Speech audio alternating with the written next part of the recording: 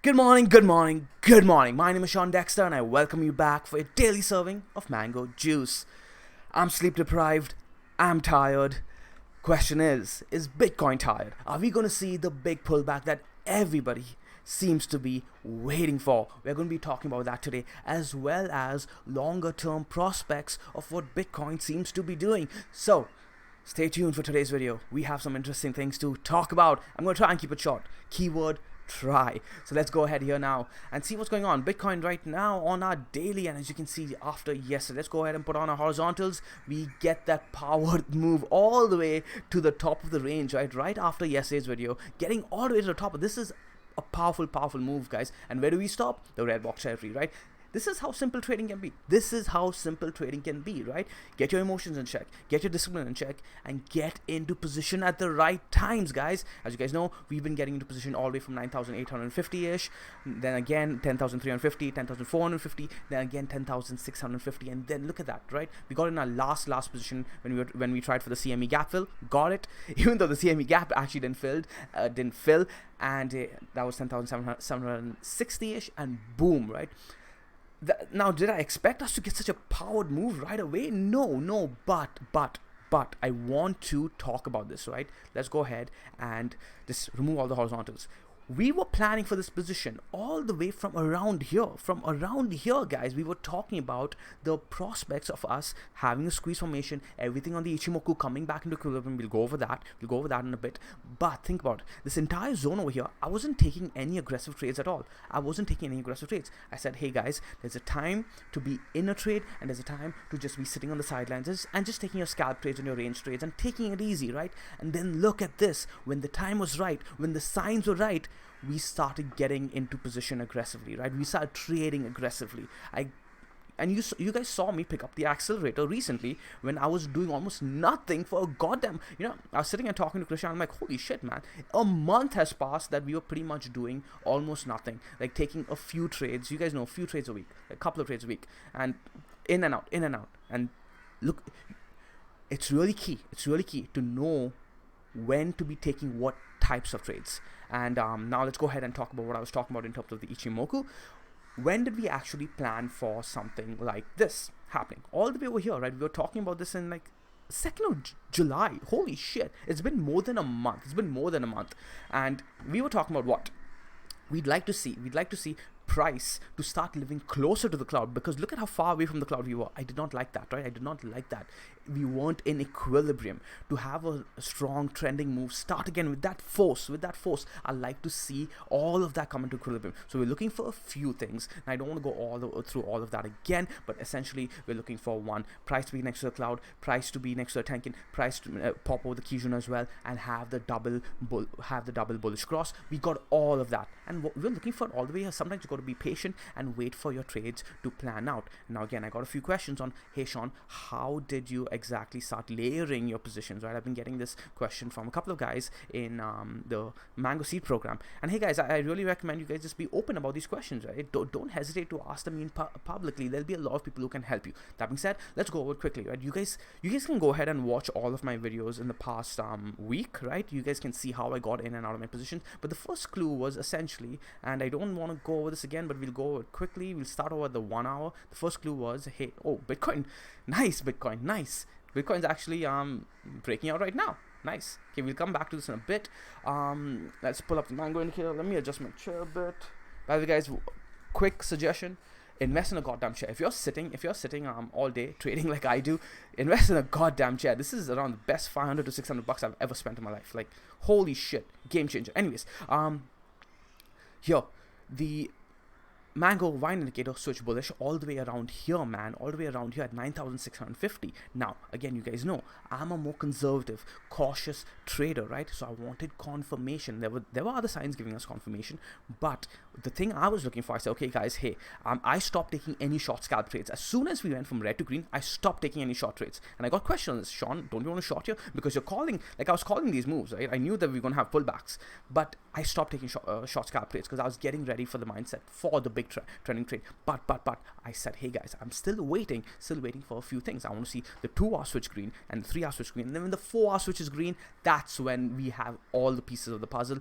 and then even the Ichimoku was building its pieces of the puzzle on the higher time frames, right? But hey, this is how I got in on the lower time frames. Then we had the 2-hour switch green all the way around, where was it, 9,900ish, 9,850ish, right? Then the 3-hour switch green right over here at 10,453, and the 10,453 was a key area because on the 2-hour, this is how you can use multiple time frames to your advantage. The 2 hours giving you warning signs over here, the yellow flashing signs. For those of you guys who do have access to the indicator, and I've gone through the videos, you know what this means, that hey, this is a warning sign. We are likely to either have a pullback, and if you're not already in position and you're trying to get in position, wait for this to play out. Or two, if you're playing range trades, because the 2-hour time frame, right, you can probably want to take some profits. So it's up to you how you want to play this. But this is just a telling you a warning.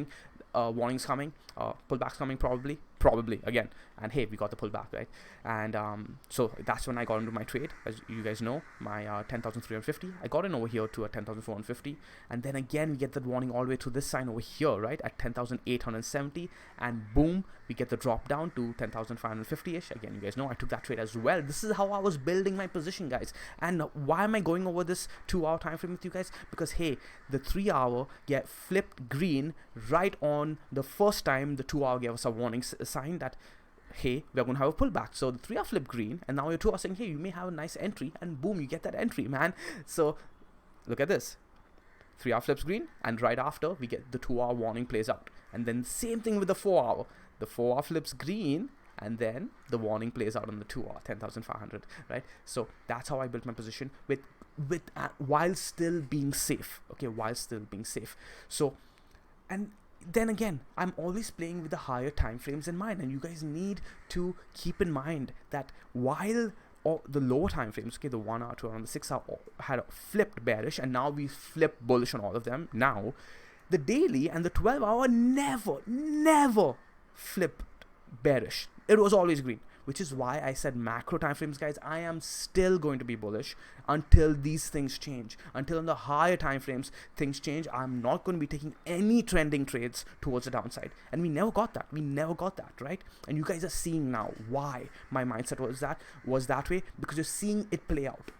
Before, I would be sitting here and I would have to people tried arguing with me over PMA. I don't argue. I'm not going to argue with you guys. I don't need. This is not about being right or wrong, guys. It's just about being a trader. Okay, you're going to have your opinions, and I'm going to have my opinions, and I'm going to trade according to my rule set. You guys trade to your rule set, right? But now you're seeing things play out, and you're seeing why I think the way I do. By the way, this thing turned out to be right again. For those of you who, again, have the mango, this thing has been right. You don't doubt this shit. Wow, this actually turned this entire zone here. It turned out to be accumulation, and boom. Holy crap, man. Okay, so going back now to, let's clear this all out and look at the Ichimoku. Again, what were we looking for? The last piece of the puzzle. The last piece of the puzzle was to have the bullish TK cross. And what's our Tenkin doing? Moving up aggressively. We don't have it yet. Again, it's going to take some time. But this is actually happening faster than I expected. And look at that, guys. Bitcoin almost at 11,900 now. So we'll talk about future prospects on where this could possibly go. Okay, and are we going to see that pull back towards the downside? Well. We can't discount anything, but there are a few things that makes me wonder whether Bitcoin actually does want to have a pullback.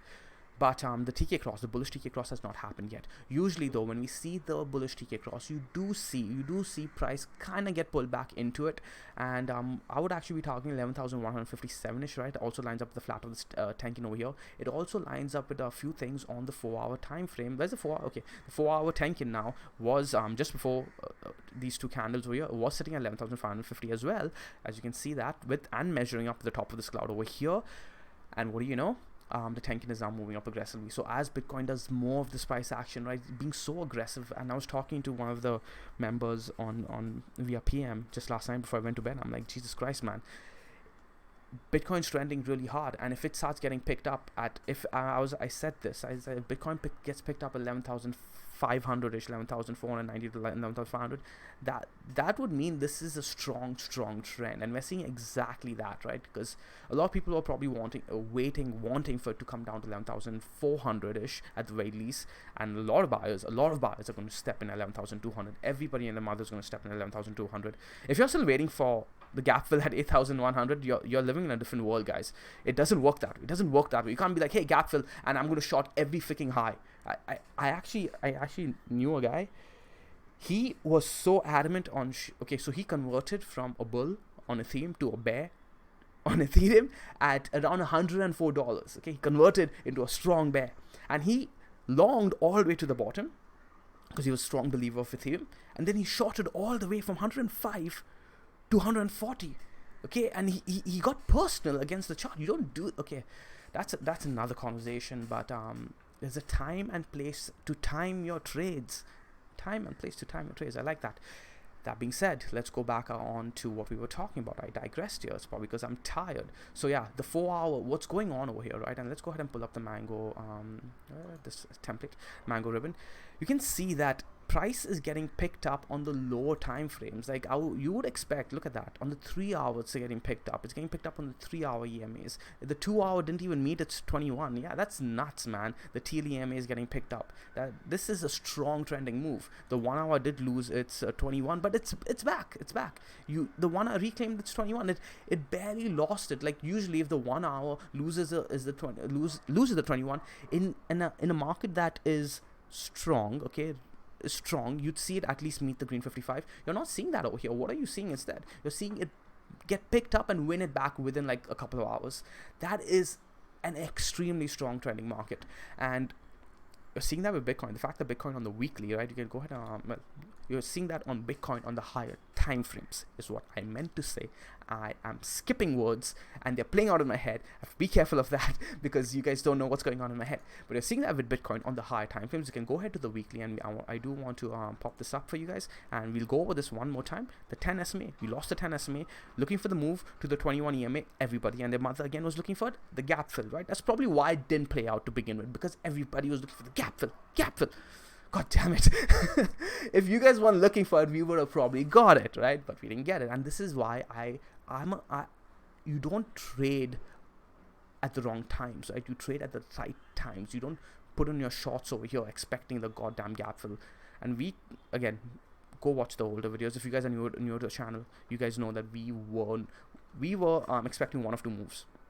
Either we get front run all the way over here, right, at around 9,400, actually, because of the 4-day time frame, or we drive right past this area and liquidate all the gap fill boys. Anyways, my point, that the reason I pulled up the chart is because the 10 SMA was lost and regained almost immediately. Now again, this is not a bullish engulfing candle. You guys have been calling it a bullish engulfing candle. It is not. It's a strong candle though. It's a strong candle though, and that's what matters at the end of the day. Who the hell cares? Who the hell cares whether it's a it does matter to a point whether this would have been a bullish engulfing candle, because the bots and algos would have recognized it as a bullish engulfing candle and put in even strong trades. But at the end of the day, hey man, the psychology of the trade is what matters too for the longer term. And this is a fucking strong, sorry, forgive my language. Holy sh, I'm tired today. This is a strong freaking candle.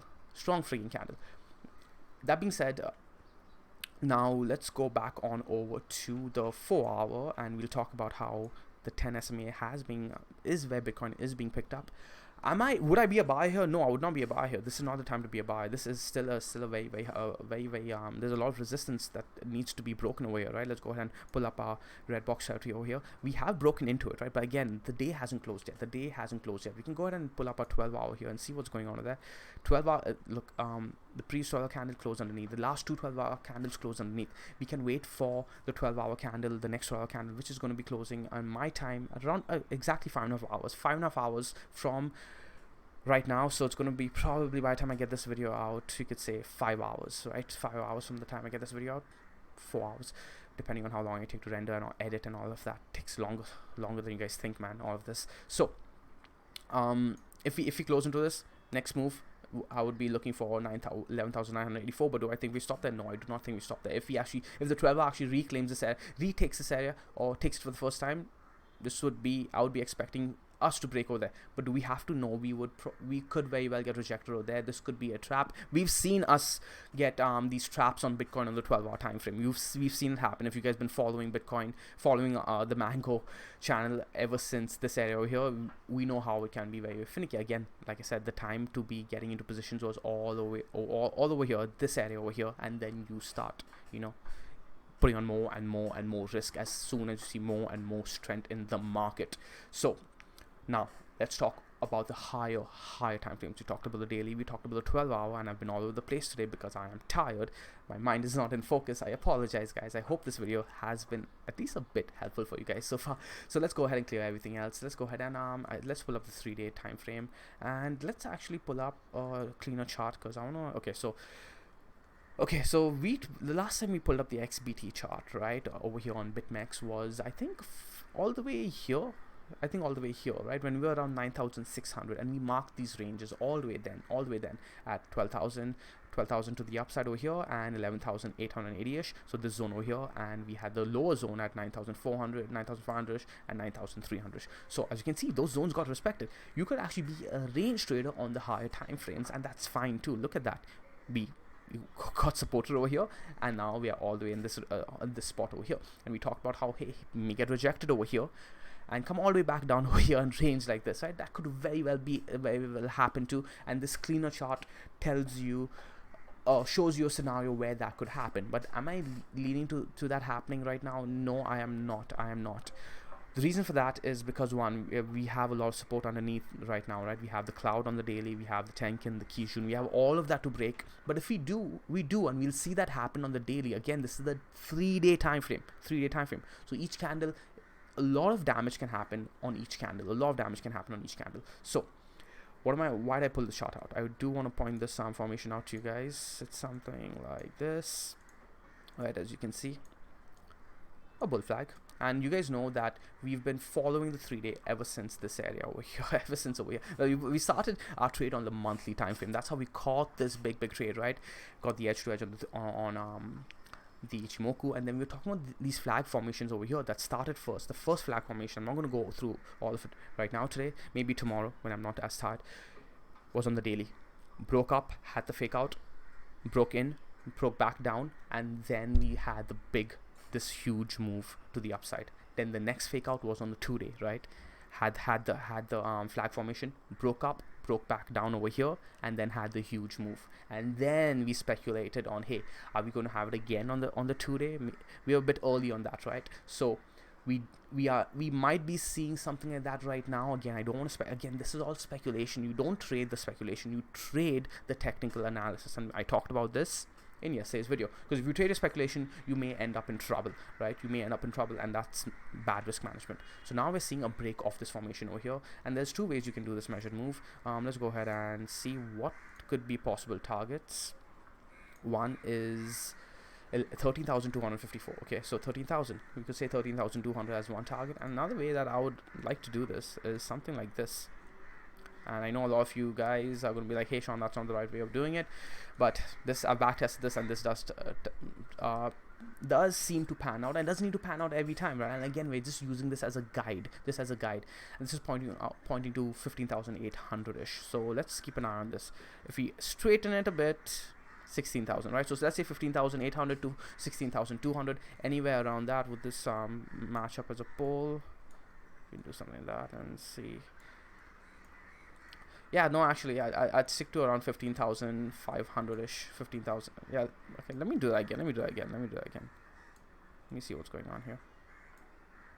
Okay, let's average it out, guys, at 16,000, okay? 15,800 to 16,000. Let's put it at that. So that's what we'll be looking at, but we need to break the zone over here first. Until that, it is very premature to be looking for moves towards the upside. If you do break the zone, then the next immediate target would be 12,300. After that would be 13,000, and eventually I'd be looking for a high move. In fact, you could just go ahead and make it very simple for everybody, for yourselves too. Look at the weekly instead, and let's go ahead and move this. And what do we have here? Come on, Sean, so sloppy today. You need to set out sometime this afternoon just to take a nap.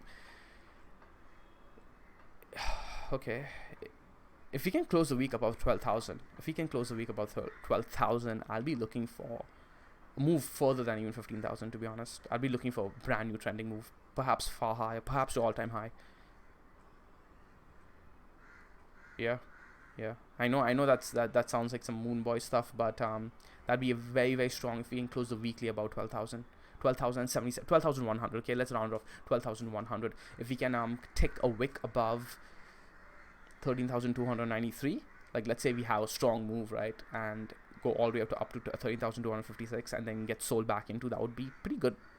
Pretty good too, as long as we close above 12,100. So it comes down to that, closing about 12,100. So yeah, that's the weekly for you. Let's go ahead and do a quick recap before I wrap this video up, and I'll try and get this video posted up for you guys as soon as possible. Yeah, the daily, right? We can go ahead and look at the daily right now. Again, the range to be beating is the 12,100, 12,000, right? Where we are right now, yeah, 11,824. If we want to close the 12-hour, that would be the first victory for the bulls, closing the 12-hour over 11,850ish. But that would not be good enough for me. I would want to see us close the daily above 12,000. Okay, we close the daily above 12,000. That would be very, very strong. And I'd be looking for the next target to around perhaps over here, 12,600ish. Yeah, damn, Bitcoin, holy crap, man. I can't believe like this move happened so fast. So I'm happy. Just again, you don't need too many of these trades, or you don't need too many of these. That's what I'll be looking for. But let's go ahead and pull up our Ichimoku. There's some things that we do have to take into consideration. We do have support at 10,958. We also have support at this region over here at 11,158. So this is the zone. This is the range I'll be playing at for the immediate time frame. 12,000 to the upside and 10,900 towards the downside. But if you want to tighten up the range a little bit, 11,200 towards the downside and 11,850 towards the upside. Right. So that's what you'll be looking at. If we start trending over here, I'd be okay with that. I'd be okay seeing price come all the way down here. Would I be a buyer there? Perhaps not. I don't know. I'm really happy with my position already. I'll think about it. If we break towards the upside again, that's fine too with me. But Bitcoin does look like it does want to break, right? Let's go ahead and look at the 1 hour right now. If we close a 1 hour above this level over here, above 11. Let's say if we close about 11,900, right, that would be a start. But I'd like to see an open and a close for this 1 hour time frame. Let's go ahead back to Coinbase, and yeah, this is looking. Yeah, I do want to talk about this. So there's volume on this too, by the way. So this doesn't look like a fake out. Does not look like a fake out. Especially the fact that we retaken the Tenkin, and now it looks like we have retaken the 21 EMA as well. So this is I think we are about to break out here, guys. I think we are going to break out over here. So if you guys are breakout traders, this would be the trade. But again, I'm not a breakout trader. Not a breakout trade over here. Jesus Christ, you see this Tenkin, right? This Tenkin was lost to, the 21 EMA was lost to, and we did not make this move down to this was the obvious move that you would have seen if we weren't in a strong trending market, but it's not playing out. Hey, it could play out. Again, I'm not interested in the lower time frames. Oh, what? Damn it, I wanted to end the video, but I can't. A couple of two last things I want to talk about. Okay, two things. I'm gonna put my fingers up so I don't forget. Firstly, we talked about how even though we saw a strong move, let's go ahead and remove all of this over here. Let's go ahead and remove the Ichimoku actually. Let's go ahead and remove the Ichimoku, clear everything out, keep our horizontals, okay? Even though we saw a strong move all the way from here to here-ish, right? All the way from 9,400 to 10,900. I said, guys, I'm expecting more. Even though I was getting a lot of PM saying, hey Sean, I'm taking my profits here, this is good enough for me. I'm not going to stop you guys. I'm not your dad. I'm not here to tell you how to trade. And please stop asking me for trade entries and stop losses. That's not what that's not what Mango's about. Don't do that, because the more you do that, I'm just going to start ignoring your messages. So what was I talking about? I was talking about this right here. I said I'm not seeing the volume profile I want to see. I'm not seeing the volume characteristics I want to see for resolution on this. And now we're seeing it, right? We're seeing this. I kept drawing this out for you guys for freaking days. And this is the move we're looking for. This is now resolution of this entire formation. This is the resolution we're looking for. And now we're seeing Bitcoin play out that resolution, right? So this is okay. Now tomorrow we're going to go ahead and make adjustments to all of these, the blue box and the green box already. Okay, so that's the first thing I did want to talk about. And now the last thing before I wrap up the video.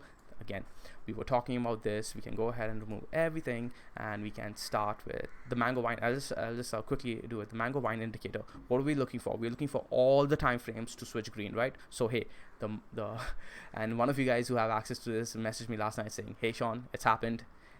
It's all green now. It's all green." So the 1 hour is green, the 2 hour switch green, the 3 hour switch green, the 4 hour switch green, the 5 hour, 6 hour, and what was the last one we were looking for? What was the last one we were looking for?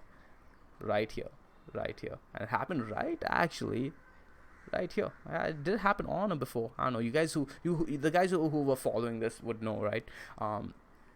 We switch green too. So basically, I don't care when it switch green. I'm just happy that everything is green now. This is where I would look for the move to keep trending. Does it mean we don't see a pullback? No, we could very well see a pullback.